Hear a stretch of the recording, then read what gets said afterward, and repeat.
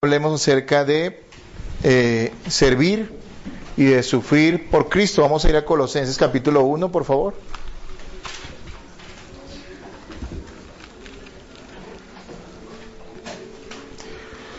Colosenses.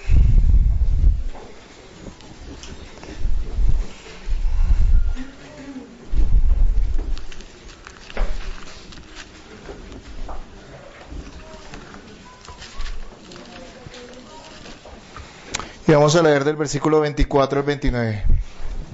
¿Lo tienen, hermanos? Dice la palabra de Dios: Ahora me gozo en lo que padezco por vosotros y cumple en mi carne lo que falta de las aflicciones de Cristo por su cuerpo, que es la iglesia, de la cual fui hecho ministro según la administración de Dios que me fue dada para con vosotros, para que anuncie cumplidamente la palabra de Dios, el misterio que había estado oculto desde los siglos y edades, pero que ahora ha sido manifestado a sus santos, a quienes Dios quiso dar a conocer las riquezas de la gloria de este misterio entre los gentiles, que es Cristo en vosotros, la esperanza de gloria, a quien anunciamos, amonestando a todo hombre y enseñando a todo hombre en toda sabiduría, a fin de presentar perfecto en Cristo Jesús a todo hombre, para lo cual también trabajo, luchando según la potencia de Él, la cual actúa poderosamente en mí. Vamos a orar. Señor, muchas gracias te doy en esta mañana. Señor, quiero ser un instrumento útil en tus manos para exponer tu palabra, y oro para que la palabra recibida hoy también sea, Señor, implantada poderosamente en nuestro corazón, sea vida y sea verdaderamente, Señor, un gran impacto y una gran verdad vivida en nuestros corazones, Señor. Muchas gracias en el nombre de Jesús. Amén. Bien, hoy vamos a hablar acerca de servir y sufrir por Cristo. Vamos a ver 3 puntos en el día de hoy, pero creo que hoy va a ser la primera parte.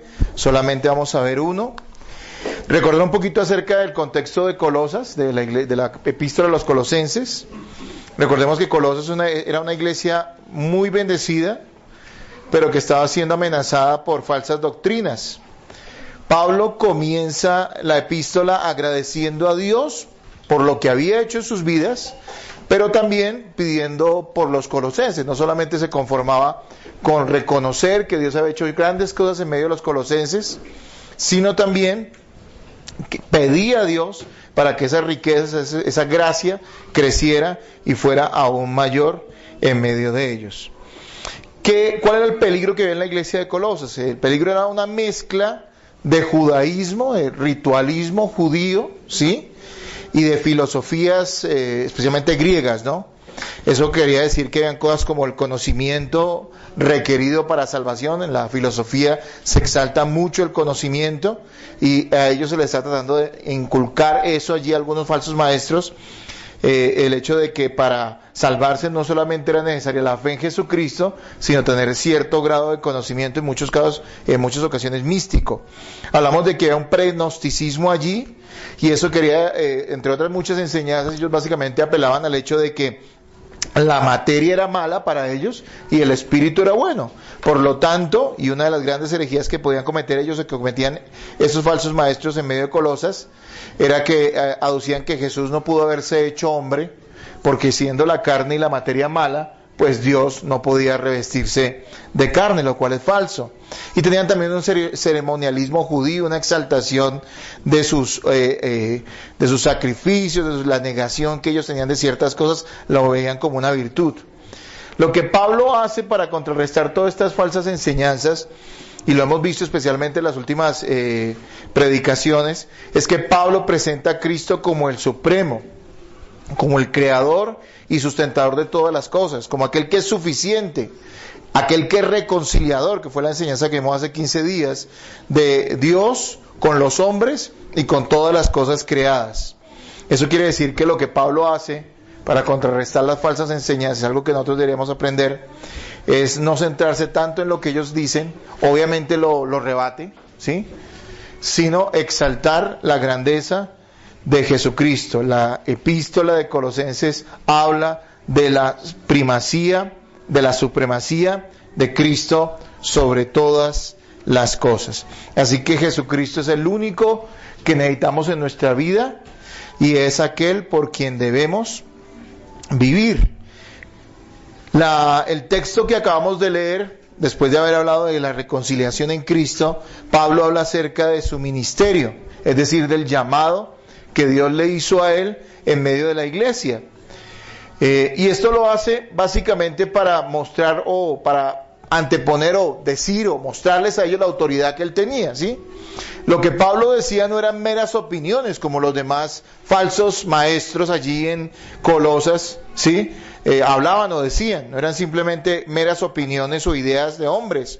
Lo que Pablo estaba escribiendo acá, en esta epístola, tenía autoridad, porque él era un apóstol de Jesucristo y en este caso estaba hablando bajo inspiración divina, así que no era palabra de hombres, sino era palabra de Dios, algo que debían recordar porque a veces, y aún pasa incluso dentro de nosotros mismos como cristianos hoy en día, tendemos equivocada y diabólicamente, diría yo, a equiparar, o sea, a colocar en el mismo nivel, o a igualar o a comparar las filosofías del mundo, lo que el mundo dice, con la palabra de Dios. Y nosotros debemos entender que el mundo habla, las filosofías que ellos tienen, son simplemente ideas de hombres que pasan, opiniones que no tienen ningún peso eterno, realmente no importan.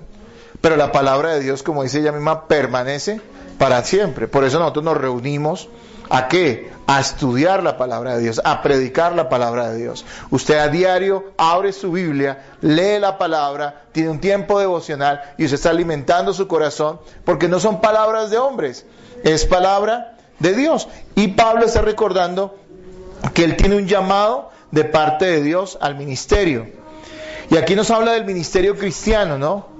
Hoy muchos piensan que servir a Dios tiene que ver con reconocimiento y comodidad, ¿no? Mucha gente anhela equivocadamente servirle a Dios, o dicen ellos quererle servir a Dios, bajo la falsa idea de que esto equivale a tener una posición muy alta o hacer una carrera, ¿no?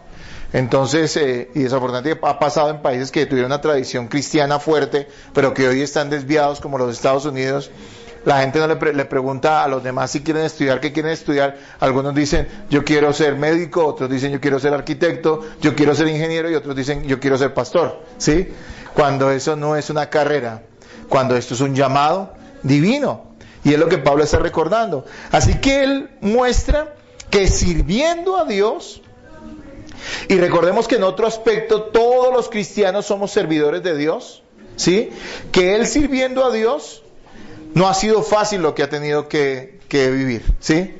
Que ha tenido que padecer, que ha tenido que sufrir y que ha tenido que servir con fidelidad de acuerdo al modelo que Dios le ha dado, ¿sí?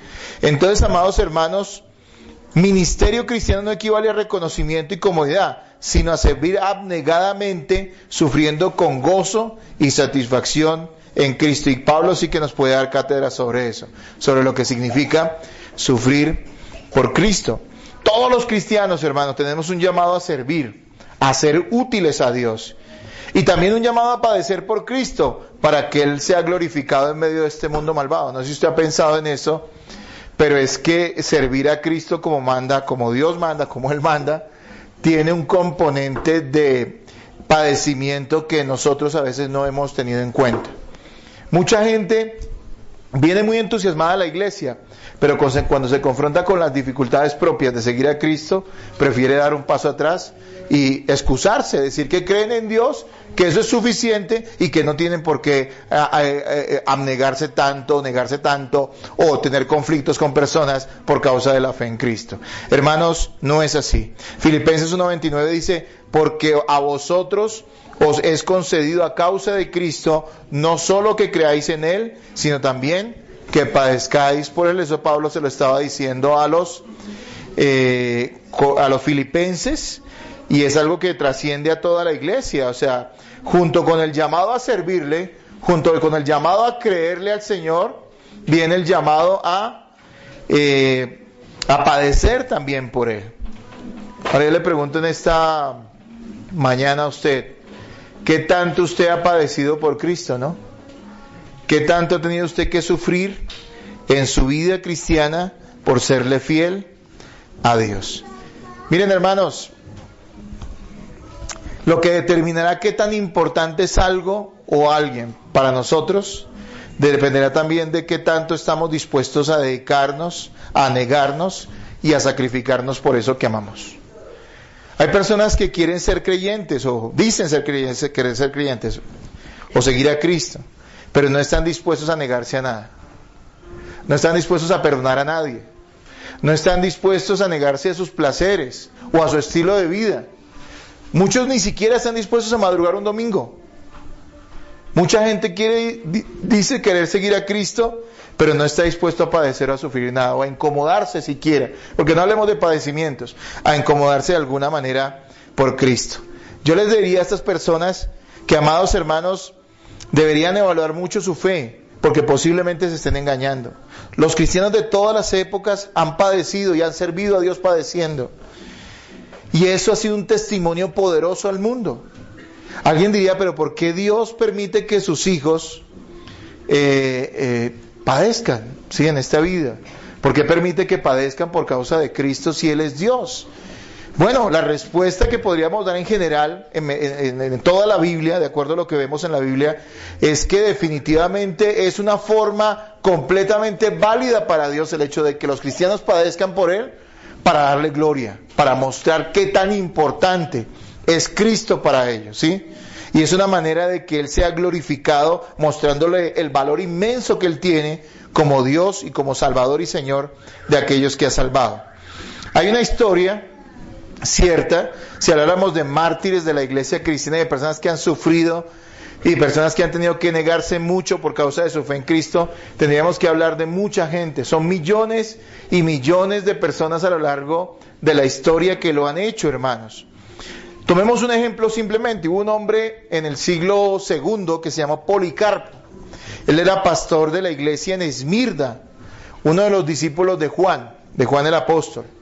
Dicen que este hermano era tan consagrado, ya siendo un anciano, y una persona tan amable, que aún los captores, los soldados, los que lo enviaron a capturar de parte del Imperio Romano, le decían, le rogaban, que simplemente ofreciera un holocausto al César, ¿no? Eso es lo que tenían que ellos decir. Ellos no les prohibían, el Imperio Romano no les prohibía que adoraran otros dioses, según ellos, ¿sí? Ellos podían adorar a quien quisieran, pero tenían que reconocer que también el César era Dios.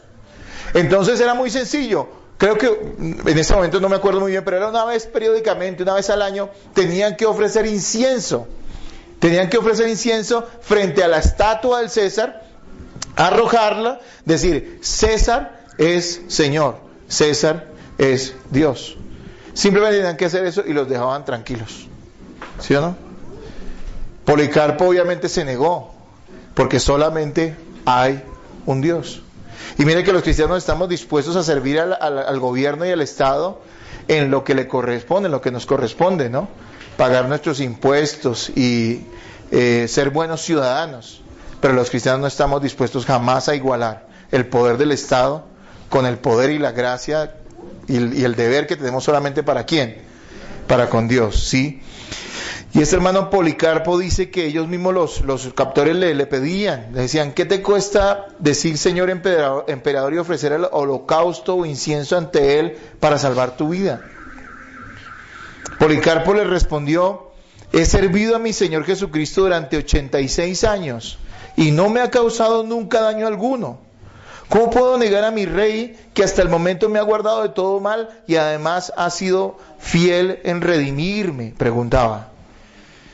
Después de esto, Policarpo fue maltratado y fue quemado vivo. Esto es algo que se dice fácil, pero que si lo viéramos no es fácil ni siquiera de ver. Que a una persona la quemen viva es una cosa atroz. Y y muchos otros cristianos murieron de una manera salvaje, simplemente por ser fieles ¿a quién? A Jesucristo. Por no reconocer al emperador, al César, como Señor, como Dios, y solo reconocer que Jesucristo es Dios y es Señor. De esa manera Policarpo glorificó a Dios más en la muerte que en la vida. Nosotros, hermanos, cuando tenemos padecimientos y dificultades por causa del Señor, le estamos glorificando. Y el testimonio del valor que Cristo tiene para nuestras vidas, que otros están viendo, es algo invaluable. Es algo que tenemos que tener presente. Más en esta época donde se ofrece un cristianismo que le da solución a todos sus problemas, ¿no? Incluso hay una secta brasilera, ¿no? El Espíritu Santo, ¿no? ¿Cuál es el lema de ellos? Pare de sufrir, ¿no es cierto? Y es un ofrecimiento falso. Bueno, para ellos sí, porque son una secta, nada tienen que ver con Cristo. Están extraviados, perdidos, son diabólicos. Pero en el verdadero cristianismo nadie puede decir, venga y pare de sufrir. Porque aunque ciertos sufrimientos a causa del pecado dejarán de ser en su vida, vendrán otros sufrimientos a causa de la fidelidad y de la obediencia a Cristo, hermanos. Vamos a ver 3 puntos en esta enseñanza hoy. Y vamos a ver cómo Pablo cumplía fielmente el llamado al ministerio. ¿Cómo era que Pablo cumplía fielmente este llamado al ministerio? A servir y a sufrir por Cristo.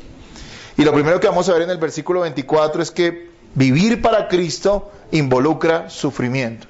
Vivir para Cristo involucra sufrimiento. En el segundo punto veremos que vivir para Cristo involucra servir a Dios fielmente. Y eso lo vamos a ver en los versículos 25 al 28. Vivir para Cristo involucra servir a Dios fielmente.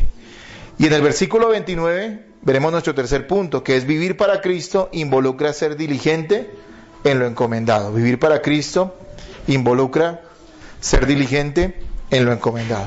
Sin embargo, hoy solamente vamos a ver la primera parte de esta enseñanza, solamente vamos a ver el versículo 24, que nos va a mostrar que, y nos va a recordar que, y nos va a tener muy presente que vivir para Cristo involucra sufrir padecimientos en esta vida. Qué fácil sería vivir como cristiano si no tuviéramos que ser radicales en tantas cosas. Cuán fácil sería para la esposa de un inconverso venir a la iglesia cada vez que a él le parezca. Se evitarían muchos problemas. O no decir nunca cómo se deben criar los hijos o cómo deben desarrollar su hogar de acuerdo a la Biblia para que ese hombre incrédulo sea feliz. Qué fácil sería para nosotros practicar las mismas cosas, tener los mismos hábitos de aquellos impíos que nos rodean en nuestro trabajo. Hablar su mismo vocabulario, tener sus mismas mañas, hacer lo que a ellos les gusta. Qué fácil sería, seríamos uno más del bulto. Qué fácil sería no negarnos a nosotros mismos en nuestro carácter y explotar y decir y maltratar y ultrajar y mentir a los demás para que nosotros nos sintamos bien con nosotros mismos. Qué fácil sería eso. Pero hermanos, la vida cristiana es una vida de negación, es una vida de ser radical, de reflejar a Cristo en lo diferentes que somos con los demás, y esto va a traer problemas con el mundo, esto va a traer problemas con la gente que a veces más queremos, que más amamos. ¿Cuántas personas han tenido serias dificultades con sus padres que no son cristianos simplemente porque ellos son fieles a Dios? O con sus hijos que no son creyentes pero que sus padres sí lo son. ¿Cuántas dificultades hay y han habido a lo largo de la historia de la iglesia por causa de la fidelidad al Señor? Por causa de predicar el Evangelio. Miren en nuestra sociedad cuánto se está renegando de los cristianos, ¿no es cierto? Cuánto se está diciendo que todo el mundo es tolerante, pero que los cristianos no lo son. Y muchos se lamentan por ello, y obviamente es algo difícil, pero no es algo que Dios no nos haya hablado, que no nos haya dicho. En el mundo habrá aflicción y en el mundo habrá persecución. Hermano, tenga los pies sobre la tierra, eso es ser cristiano. Y no llore ni sufra más de la cuenta por aquellos padecimientos que le vengan, por ser fiel a Cristo. Dele gloria a Dios por eso, ¿no es cierto? Lo que vemos es que Pablo se está gozando en su sufrimiento. Versículo 24 nuevamente, voy a leerlo. Dice, ahora me gozo en lo que padezco por vosotros y cumplo en mi carne lo que falta de las aflicciones de Cristo por su cuerpo, que es la iglesia. Primero que todo dice, ahora me gozo en lo que padezco por vosotros. Primero que todo, Pablo no está trastornado, ¿no? Ni es masoquista. Porque ¿quién se va a gozar en los sufrimientos, no? Eso suena como una cosa loca, ¿sí, no? ¿Quién se va a gozar en los sufrimientos? Bueno, Pablo se goza en su sufrimiento no porque él esté trastornado, sino porque sabe que ha sido el medio, ese sufrimiento, que Dios ha usado para bendecir a la iglesia. Y Pablo ama a la iglesia. Entonces, el gozo de Pablo no es producto de los sufrimientos en sí. Él no sufre por sufrir, sino porque sabe que esos sufrimientos han sido los medios, o el medio que Dios ha usado para que la iglesia sea bendecida. Y él ama a la iglesia como todos los verdaderos creyentes amamos a la iglesia del Señor. Pablo, recordemos, estaba encarcelado por causa de Cristo. Eso es parte del contexto de esta epístola. Por eso él dice que allí está diciendo me gozo, ¿no?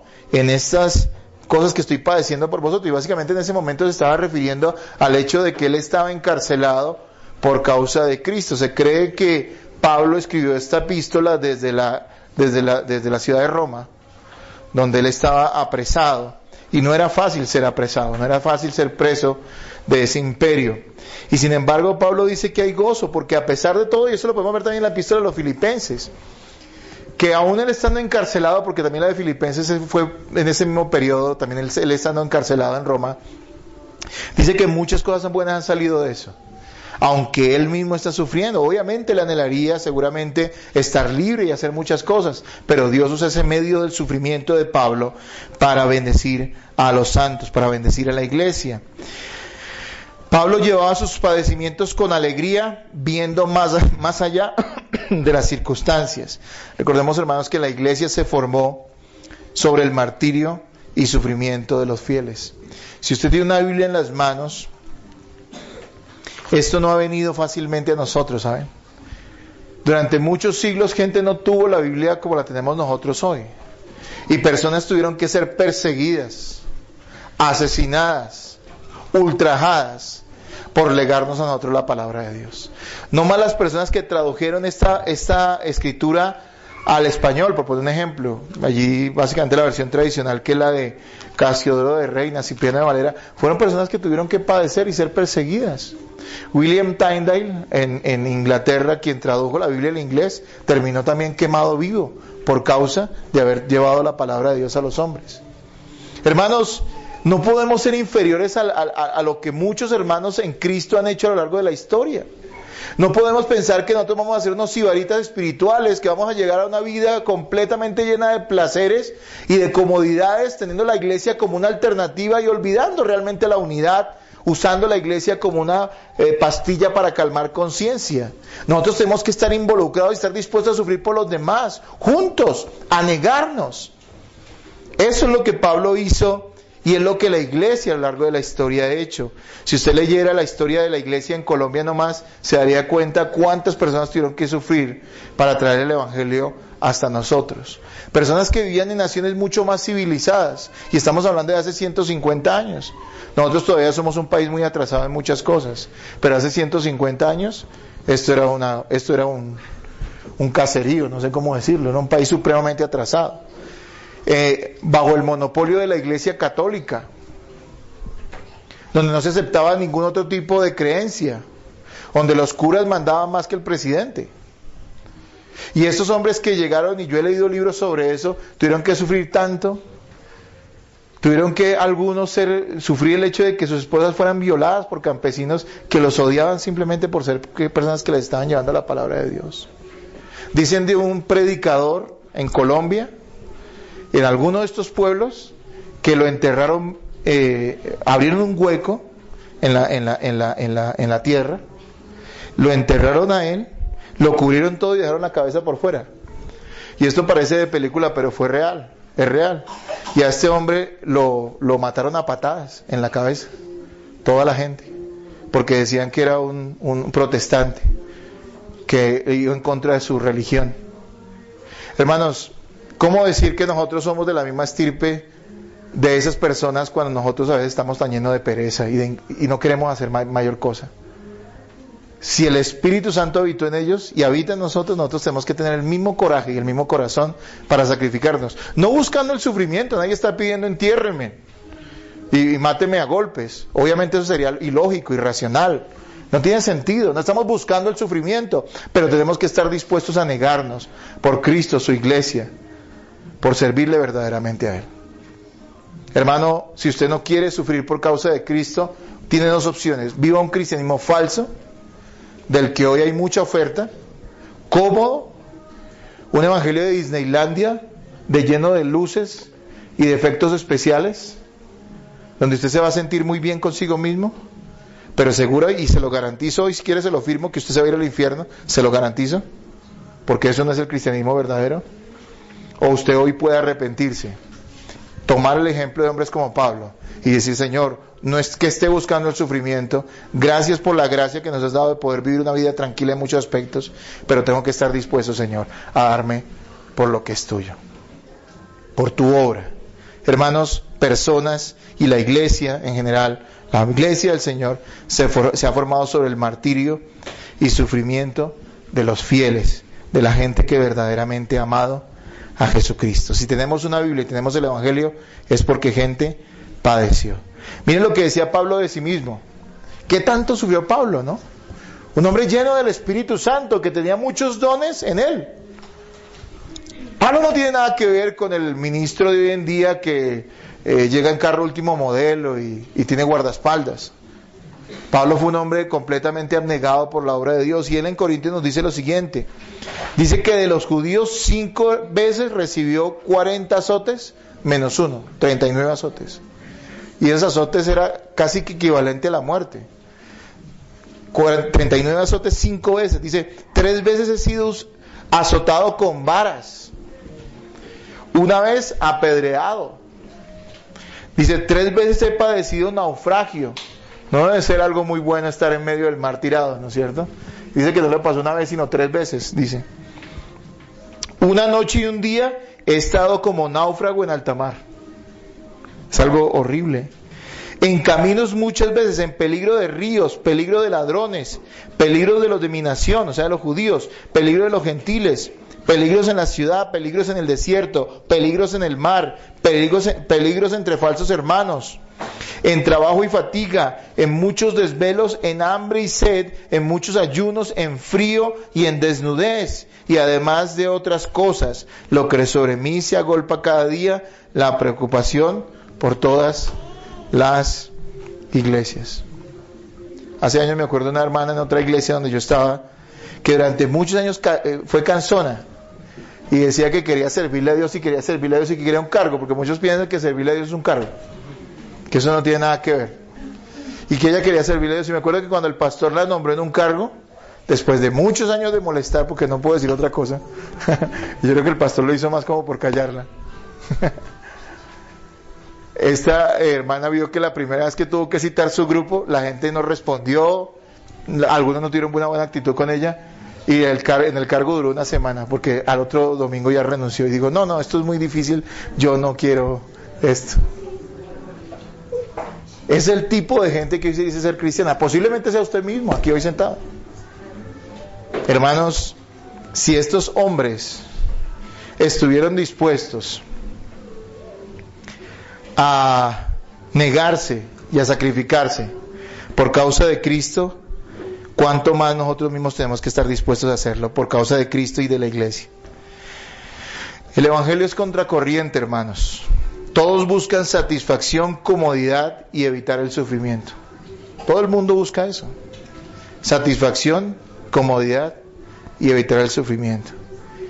El cristiano, aunque no busca sufrir por sufrir, y eso quiero aclararlo, porque eso sería una idea distorsionada, ¿no? Buscarse unos males, supuestamente es que para glorificar al Señor. No, tranquilo, usted viva, camine, ande, si se le presentan esas dificultades, dele gloria a Dios, pero no es algo que estemos buscando. Sin embargo, cuando esas dificultades vienen, cuando esos sufrimientos llegan a nuestra vida, el cristiano verdadero, por amor y con amor, los afronta, por amor a Cristo. El cristiano no antepone sus intereses o comodidad a la fidelidad al Señor, y practica un sacrificio que se puede ver en cada cosa de su vida.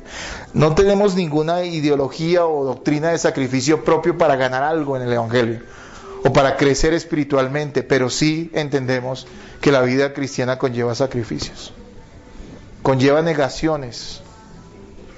No es una oferta para una vida cómoda el verdadero cristianismo. es una oferta para tener sentido en la existencia a causa de aquel que amamos y que nos amó, y por el cual vale la pena sufrir, y por el cual vale la pena negarse a sí mismo. Pablo dentro del mismo pasaje dice, adelante dice, y cumplo en mi carne lo que falta de las aflicciones de Cristo por su cuerpo, que es la iglesia. Hay que interpretar bien este pasaje, porque algunas personas pensarían que hay que añadirle algo a los sacrificios de Cristo. Bueno, aquí no trata de los padecimientos expiatorios exclusivos de Cristo, o sea, la obra en la cruz y todos los padecimientos y el sacrificio supremo lo hizo Cristo de principio a fin y está completo, y nadie puede añadirle nada a esos sacrificios, a ese padecimiento expiatorio que Cristo tuvo en la cruz. Nadie puede añadirle nada a eso.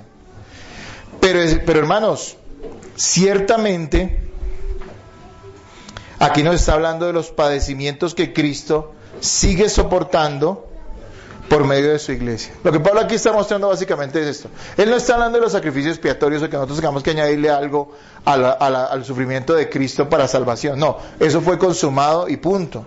Pero aquí lo que está diciendo básicamente es que los ministros y los cristianos estamos llamados a completar esos padecimientos de Cristo, ¿dónde? En su iglesia. Así que cada vez que la iglesia sufre, Cristo está padeciendo. Ya no expiatoriamente, porque eso fue completo. Ya no para salvación, porque eso fue completo. Sino que Cristo sufre al ver el sufrimiento o al experimentar el sufrimiento que su iglesia padece en este mundo pecador. Hermanos, estamos en un mundo que odia a Cristo y odia la verdad. Es normal que los mensajeros de Dios sean odiados porque el mundo es adverso a Dios, por lo tanto será adverso a los cristianos. Nosotros no somos odiosos, no estamos buscando hacer enemigos, no nos creemos orgullosos o somos orgullosos y por lo tanto la gente nos odie. No, eso no cabe en la vida de un creyente. El cristiano tiene que ser humilde, mostrarse amigo con las personas, ser amable con todo el mundo. Porque siempre está el cuento de la gente que dice que padece por Cristo, pero ¿qué va a padecer por Cristo si no padece por, como decía Pedro, ¿no? Por bandido, por rufián, ¿no? Alguien es irresponsable en su trabajo. Eso sí se ha encargado de decir que es cristiano a todo el mundo, pero es bien irresponsable en su trabajo, lo terminan echando. ¿Y cuál es el cuento que lleva a la iglesia? No, por causa de Cristo me echaron del trabajo. Cristo no tiene nada que ver allí. ¿Sí? Hay personas que piensan que aquí está hablando de ese tipo de padecimientos por causa del mismo pecado. No, aquí está hablando básicamente del padecimiento que viene por causa de ser fiel al Señor y siendo fiel a Cristo, proclamando su evangelio, siendo un instrumento en las manos de Dios. Algunos piensan, hay algo que se llama la teología del reino, que hoy en muchas iglesias se predica. Y la teología del reino es una teología falsa, una mala interpretación bíblica. Que básicamente lo que estos hombres dicen, y allí hay grandes representantes de esto, digamos como el señor Dante Gebel y otros, que lo que están diciendo es que va a llegar un momento en que nosotros vamos a hacer tan bien nuestro trabajo que el mundo nos va a aceptar y que Cristo va a empezar a reinar y la iglesia va a empezar a reinar en este mundo tal como está, porque la iglesia llega a dominar el mundo, digámoslo de esa manera. Pero es una teoría completamente falsa, contraria a las Escrituras. Cristo va a reinar sobre el mundo y sobre el universo, ya lo hace. Llegará un día cuando venga su segunda venida que va a extirpar a todos sus enemigos. Su reinado no va a ser como el de ahorita, que es total, pero que todavía tiene resistencia. Su reinado ya no tendrá resistencia de parte de ningún enemigo, cuando Cristo regrese en gloria. Él va a establecer su reino. Ni siquiera nos necesita a nosotros para establecer ese tipo de reino. El reino que estamos estableciendo es el de la predicación, el de que la gente se someta a la palabra de Dios, el que la gente conozca la luz del Evangelio. A ese reino sí estamos predicándolo hoy. ¿Sí? Es diferente. Pero algunas personas piensan eso. Y entonces llegará el mundo, el día en que el mundo va a aplaudir a los cristianos y nos dicen, el día que tengamos un presidente cristiano, entonces todo va a ser más fácil para nosotros. Y no hay nada más alejado de la realidad, porque a eso el Señor nos llamó. Hermanos, Jesús dijo lo siguiente, y ustedes lo han escuchado muchas veces, lo recuerdo: si fuerais del mundo, lo dice en Juan, el mundo amaría lo suyo. Mire lo que le decía Jesús a sus discípulos: si fuerais del mundo, y el mundo amaría lo suyo, pero porque no sois del mundo, antes yo os elegí del mundo, por eso el mundo os aborrece. ¿Y el mundo aborrecía a los discípulos de Cristo? Pero ellos incluso fueron usados para hacer milagros. Es que si hacemos milagros la gente nos va a querer. No, El mundo aborrece a los que son de Cristo. Si usted es una persona que quiere serle simpática a todo el mundo, pues sea simpática, no estamos en contra de eso. Pero si usted quiere ser simpático a costa de la verdad, bueno, usted no es un creyente. Usted está desengañado. Mire, yo he hablado con gente, y a mí también como ser humano me ha pasado. He llegado a reuniones donde se hablan tantas cosas bonitas, y Dios aquí, Dios para allá. Y uno como que llega un momento en que quisiera como caerle bien a todo el mundo. Pero surge algún tema y uno se dice, no, yo no me puedo quedar callado. Me va a tocar decirlo, y aquí va a haber un problema. Y cuando uno lo dice así, trata de decirle lo más amable que pueda, la gente ya empieza a mirarlo a uno como raro, ¿no es cierto? Porque no les gusta la verdad. Porque no les gusta la verdad. Hermanos amados, veamos entonces cómo el sufrimiento de los creyentes por Cristo, o el sufrimiento de los creyentes permaneciendo firmes en Cristo, refleja la grandeza y el gran valor del Salvador. Y vamos a tomar 5 razones bíblicas del por qué el padecimiento de los creyentes tiene significado y puede ser una fuente de gozo. ¿Saben que el sufrimiento de los impíos es estéril? O sea, es estéril. La gente a veces padece por razones que parecen muy nobles, pero que eso no tiene ningún fruto eterno. Me pongo un ejemplo, hay gente que ha muerto que porque el socialismo se imponga en el mundo y todas las naciones sean socialistas. Y me pregunto, ¿ese tipo murió para algo? Murió para nada, porque eso no tiene ningún valor delante de Dios. O hay gente que ha muerto defendiendo la democracia. Y bueno, yo no estoy criticando lo que hicieron por convicción, muy bien por todo eso, pero eso no tiene no tiene ningún fruto, eso es estéril eternamente.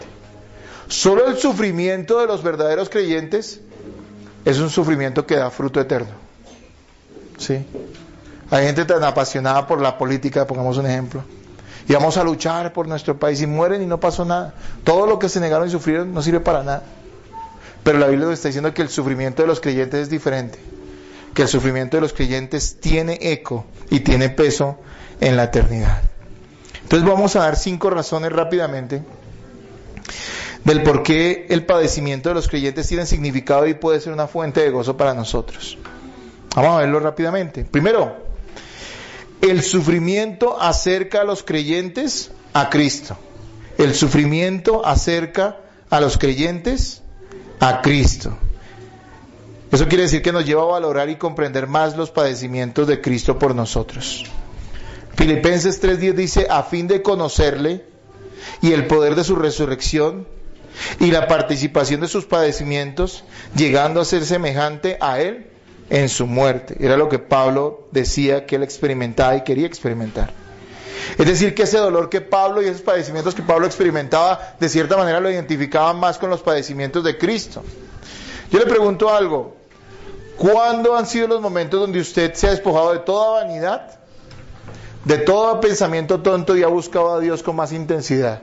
Y yo creo que podría asegurarle que esos momentos han sido los momentos más difíciles de su vida. Los momentos donde usted está padeciendo son momentos donde usted más se acerca a Dios. Es algo que no debería ser así en el caso de los creyentes, y que no es así obviamente, pero que por nuestra naturaleza humana que todavía está presente, caída todavía, es la tendencia a buscar refugio y acercarnos más a Dios cuando estamos completamente indefensos, cuando estamos pasando por necesidades y dificultades muy complicadas. Allí nosotros nos acercamos mucho más a Dios. Hermanos, en medio del sufrimiento y de la prueba nos despojamos de vanidades. Tenemos muy presente en esos momentos nuestra dependencia del Señor. Así que el sufrimiento acerca a los creyentes en Cristo por 2 cosas. Primero, porque nos despoja de todas nuestras vanidades y nos lleva verdaderamente a querer buscarlo. Y segundo, porque nos identifica o nos hace comprender un poco más los padecimientos de Cristo por causa de nosotros, de nuestro pecado. Segundo, el sufrimiento es garantía de que el creyente pertenece a Cristo. Eso es algo a veces complicado, ¿no? O sea, que el padecer, el sufrir, es garantía de que realmente somos creyentes. La señal de la verdadera fe es el padecer por Cristo en alguna medida. Obviamente no todos los cristianos sufren de la misma forma. No a todos se nos concedió el hecho de morir por Cristo, ni se nos va a conceder eso. No a todos les ha tocado vivir en un país musulmán donde persiguen a los cristianos abiertamente. No a todos nos ha tocado ese tipo de cosas. Pero en alguna medida el cristiano padece. Padece por obedecer a Dios, por negarse a sí mismo. Padece por ser fiel a Cristo y porque el mundo por eso lo va a odiar. Así que ese sufrimiento Jesús dijo que correspondía a todos los cristianos de una u otra manera.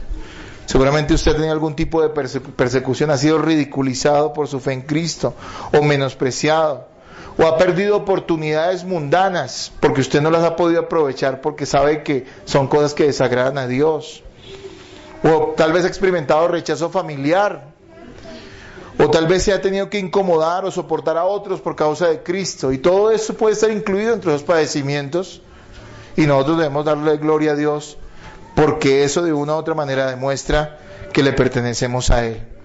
Segunda de Timoteo 3:12 dice: y también todos los que quieren vivir piadosamente en Cristo Jesús padecerán persecución, mas los malos hombres y los engañadores irán de mal en peor, engañando y siendo engañados. Mire lo que dice, y también todos, mire lo que dice, todos los que quieren vivir piadosamente en Cristo Jesús padecerán ¿qué?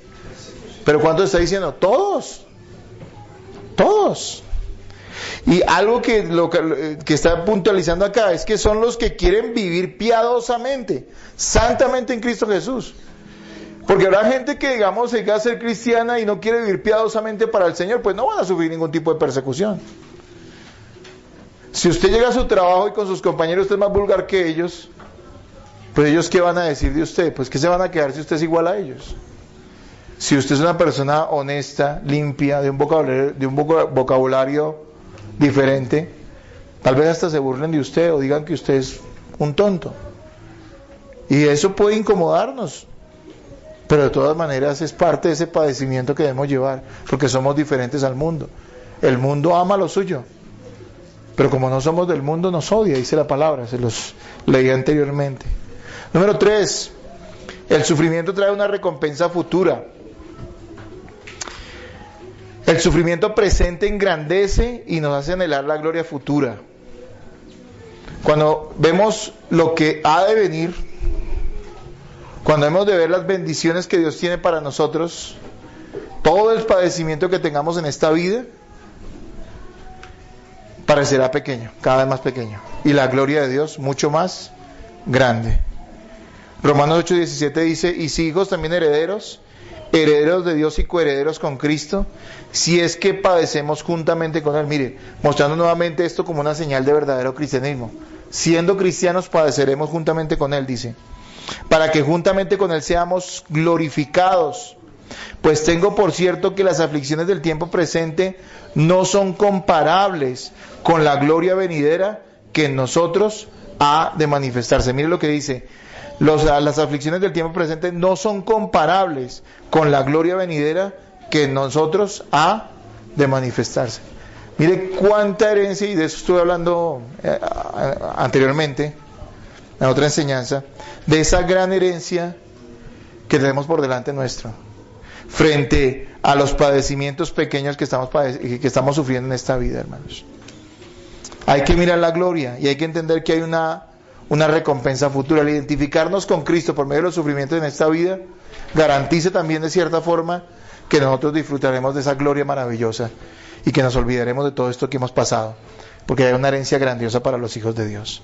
Número 4, el sufrimiento puede ser usado por Dios para salvar a otros. El sufrimiento puede ser usado por Dios para salvar a otros. La fe y actitud de creyentes sufridos inspira a incrédulos a creer. A veces la gente dice: prospere, salga adelante, sea el mejor en lo que hace, para que la gente de esa manera lo admire y quiera venir a Cristo. Y una vez un predicador decía sobre eso: si usted cree que la gente lo va a admirar como cristiano, si usted tiene el mejor computador, el mejor carro, la mejor casa, y la gente le pregunta a usted por qué tiene eso, y usted dice: es por causa de Cristo, y bueno, ciertamente si lo tiene es que Cristo se los ha dado. La gente no va a anhelar a Cristo, la gente va a anhelar, si esa es nuestra predicación, la gente ¿qué va a anhelar? Va a anhelar la casa, el carro y el computador que Cristo le dio. No, es que si usted está padeciendo, y esa es la filosofía de algunas iglesias hoy en día, si a usted le está yendo mal, eso no es testimonio. Pues hermanos, y a muchos cristianos en la historia y en la Biblia les fue mal de acuerdo al mundo.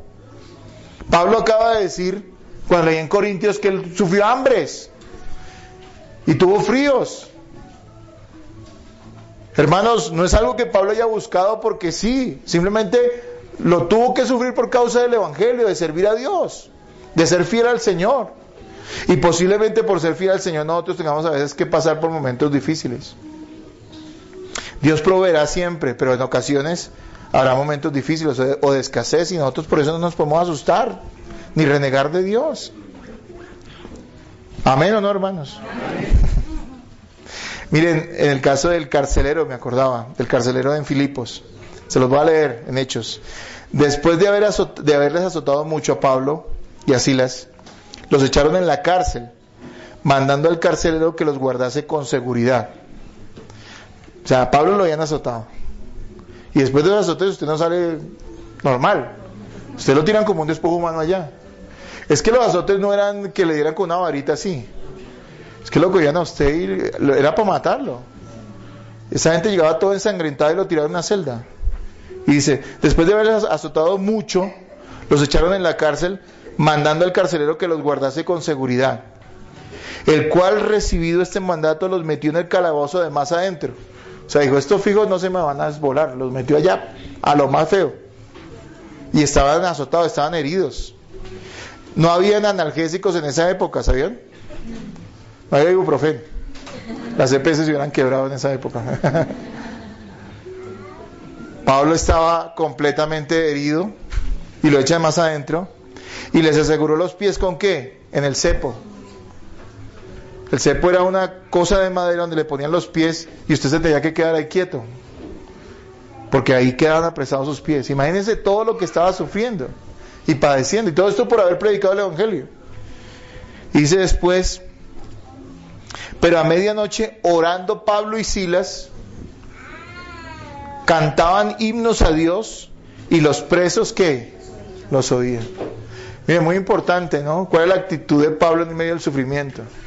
Pablo podría decir, Señor, danos una treguita, te servimos y miren la que estamos. ¿Sí o no? Manda un ángel para que nos cure las heridas, para que nos traiga comida. No, Pablo no estaba diciendo eso. Estaba cantando, ¿qué? Himnos a Dios. Y no estaba cantando pasito, dice que todos los presos los oían. En medio del sufrimiento había gozo. En medio de sus padecimientos, ¿usted qué hace? Yo me pregunto. Hay gente que sufre un poquito, medio Dios le aprieta un poquito. Un poquitico. Ya no vuelvo a la iglesia, eso. Yo eso. No sé, uno habla con ellos y uno le pregunta, y pues hermano, ¿qué pasa? No, es que tengo una crisis existencial. Dice. Porque no le saben decir a uno nada. No, eso simplemente es pereza. Es no tener una fe seria o sincera. No, hermanos. Dice que ellos cantaban al Señor. Y dice, los presos los oían, 26. Entonces sobrevino de repente un gran terremoto, de tal manera que los cimientos de la cárcel se sacudían, y al instante se abrieron todas las puertas y las cadenas de todos se soltaron. Fíjense, Pablo es azotado, lo meten al lugar más horrible de la cárcel. Lo meten en un cepo, que es donde está incómodo. ¿Sí? Y él empieza a orar y a cantarle al Señor. Y se viene un terremoto. Entonces nosotros pensamos, no, es que Pablo fue que proclamó un terremoto para ser liberado. No, Pablo estaba igual de asustado a todos los demás, porque hasta ese momento no nos dice en ningún momento que Dios le haya dicho que venía un terremoto. Imagínense que venga un terremoto y usted se mete en una cárcel amarrado a los pies. No se puede meter debajo del marco de la puerta, como dicen muchos, ¿no es cierto? O salir corriendo. Me imagino que Pablo estaba asustado. Y dice que se abrieron ¿qué? Las cadenas y las puertas. Y el 27 dice, despertando el carcelero y viendo abiertas las puertas de la cárcel, sacó la espada y se iba ¿a qué? A matar, porque es que el carcelero respondía con su vida por los presos que tenía bajo su cargo, pensando que los presos habían huido. Pero miren el corazón de Pablo en medio de las dificultades, estando herido, estando adolorido. Dice, mas Pablo clamó a gran voz diciendo, no te hagas ningún mal, pues todos estamos ¿qué? Aquí. Él entonces, pidiendo luz, se precipitó adentro y temblando, se postró a los pies de Pablo y de Silas, y sacándolos les dijo, señores, ¿qué debo hacer para ser salvo. Note algo, hasta ahí no dice que Pablo le había predicado. No lo dice. Léalo. ¿Qué fue lo que llevó al carcelero a decirle qué debo hacer para ser salvo? El testimonio de Pablo en medio del sufrimiento. Yo imagino a ese carcelero viendo a Pablo todo herido y lo van y lo echan adentro. Y le ponen el pie en el cepo. Y yo me imagino que este carcelero no era para nada amable porque ese era su trabajo. Él no se conmovía por nada. Él ya eso era su pan diario. Él no se conmovía por esas cosas. Y cuando pasa y empieza a escuchar que estos tipos... Él estaba seguramente acostumbrado a que los presos se quejaran, se lamentaran, lloraran, maldijeran. Pero empieza a escuchar a esta gente cantándole a Dios. Este carcelero tenía que empezar a decir, en medio de todo esto que le está pasando, ese tipo tiene algo diferente. Y fuera de eso, cuando se caen las cadenas y se cae pues la cárcel, Pablo no dijo, no, aprovechemos esta porque esta es la de Dios, ¿sí? Para volarnos, ¿sí? ¿Sí? Miren que Pablo era respetuoso de eso. A pesar de que estaba injustamente en la cárcel, él no se voló. Porque él confiaba en Dios y sabía que él iba a salir bien, legalmente de ese lugar. Y si no, igual era lo que Dios determinaba y no se iba a preocupar por eso.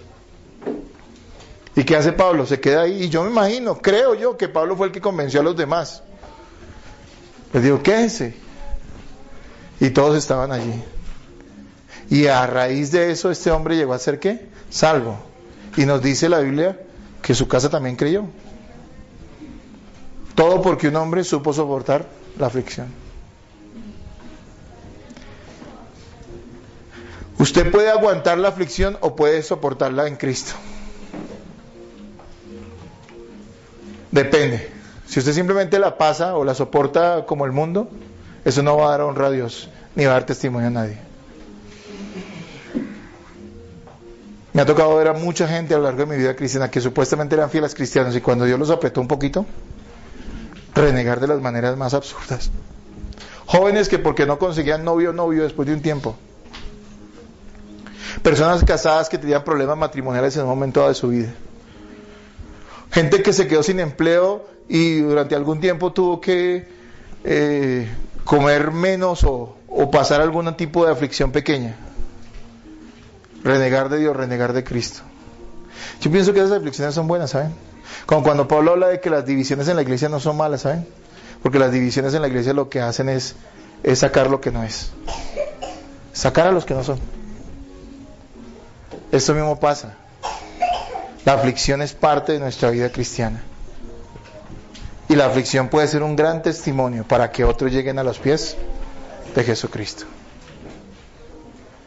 5. El sufrimiento frustra a Satanás. Porque el deseo de Satanás, ¿cuál es? Es que el padecimiento nos desplome. Pero Dios hace que de este salga algo bueno. Satanás ataca bajo el permiso de Dios, obviamente. Y puede tocar a un cristiano también, porque Satanás puede tocar a un cristiano si Dios se lo permite. ¿Y qué está buscando allí? Que este cristiano que se desplome, se afecte, reniegue de Dios, reniegue de la vida cristiana. Pues hermano, no le dé ese gusto al diablo. Alabe al Señor. Porque la realidad es que la Biblia dice en Romanos 8 que todas las cosas ayudan a bien a los que ¿qué? Aman a Dios. Es que ni la muerte para nosotros es una desgracia. ¿Qué es lo peor que le puede pasar a una persona en el mundo? Morirse. Para nosotros eso no es tan complicado. Pues no somos suicidas, no queremos morirnos. Ojalá Dios nos conceda muchos años de vida y yo oro para que así sea en su caso y en el mío. Pero hermanos, si nos tocó, pues es una gran pérdida, ¿no? Más bien para el cristiano es una gran ¿qué? Ganancia. Job 19:25 dice, yo sé que mi Redentor vive. Job en medio de esa podredumbre en vida, en carne, su carne estaba afectada, tenía una enfermedad gravísima y había sufrido mucho como pocos hombres en la historia han sufrido. Y estaba siendo probado ¿por quién? Por Dios. Y mira lo que él dice, yo sé que mi Redentor vive y al fin levantará sobre el polvo. Y después de deshecha está mi piel, en mi carne de ver a Dios, al cual veré por mí mismo y mis ojos lo verán y no otro. Aunque mi corazón desfallece dentro de mí. Yo creo que eso fue una tremenda vergüenza para Satanás, el que Dios le haya permitido tocar a Job y Job haya mantenido su integridad en medio de todo. Job no estuvo renegando, Job glorificó a Dios. Amados hermanos, Cristo es glorificado en los padecimientos del creyente, porque demuestran la identificación que tenemos con Él. Si nuestro Maestro sufrió, ¿por qué nosotros no hemos de sufrir? Ese Cristo de Disneylandia no es el Cristo de las Escrituras. Y a todos los cristianos, la historia de la iglesia es una historia marcada por el sufrimiento de los creyentes. Eres de la iglesia, de una u otra manera vas a padecer. Parte de una vida consagrada es padecer en alguna medida por Él y afrontar esos sufrimientos con fe y dignidad, hermanos. No es solo que los afrontemos, sino cómo los afrontamos, con fe en Cristo y dignidad. Pidamos siempre al Señor gracia para soportar las pruebas y persecuciones. Sepamos que el Señor tiene cuidado de nosotros y no nos dejará ser tentados más allá de lo que podamos soportar. Es posible que todos tengamos que padecer en algún momento de nuestra vida una prueba excepcional. Deseo que no sea así, pero si eso viene y puede venir, recordemos que que Cristo es nuestro consolador. Finalizo en 2 Corintios 1:5, por favor, si quieren búsquenla y la leemos. 2 Corintios 1:5.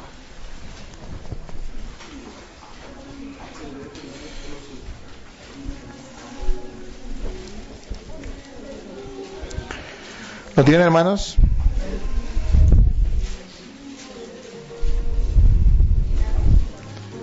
El 1 al 5 al 6. 2 Corintios 1, 5, 6. Dice, ¿lo tienen? Porque de la manera que abundan en nosotros las aflicciones de Cristo. 2 Corintios 1, 5, ¿sí? Porque de la manera que abundan en nosotros las aflicciones de Cristo, así abunda también por el mismo Cristo nuestra ¿qué?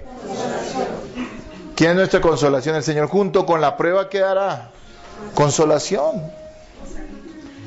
Pero si somos atribulados es para vuestra consolación y salvación. O si somos consolados es para vuestra consolación y salvación, lo cual se opera en el sufrir las mismas aflicciones que nosotros también padecemos. Hombres como Pablo nunca consideraron la vida cristiana sin sufrimiento. Y no era un sufrimiento que él buscara tontamente. Pablo no padecía hambre porque no trabajara. Padecía hambre porque estaba predicando el Evangelio. Si Pablo tenía que trabajar en un momento dado para obtener su sustento, lo hacía sin ningún problema. Pero cuando tenía que padecer hambre por causa de Cristo, no había ningún problema. Él estaba dispuesto a hacerlo. Hermanos, qué bueno es saber que Cristo es nuestro consolador. A veces buscamos consuelo en tantas cosas, ¿no? Hoy en dicen que la gente se estresa, entonces busca... hay una cantidad de hábitos y de vicios, la gente supuestamente para desestresarse, para hallar consuelo de sus penas. Hermanos, nosotros tenemos a Cristo y no necesitamos a nadie más. Él es nuestro Señor, Él es nuestro Salvador. Recordemos entonces, de acuerdo a la primera parte de esta enseñanza, que vivir la vida cristiana y vivir la vida para Cristo involucra sufrimiento. Es algo que no nos gustaría escuchar, pero que es real. Y sin embargo entendamos algo: en todos esos sufrimientos Cristo será glorificado y Él estará con nosotros. No nos abandonará y Él mismo nos consolará. Y sea en esta vida o en la otra, recibiremos recompensa de parte del Señor.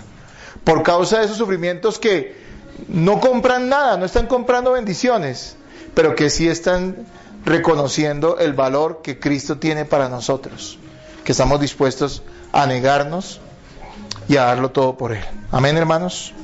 Espero que así sea en nuestras vidas. Vamos a orar. Padre, muchas gracias. Te doy en esta mañana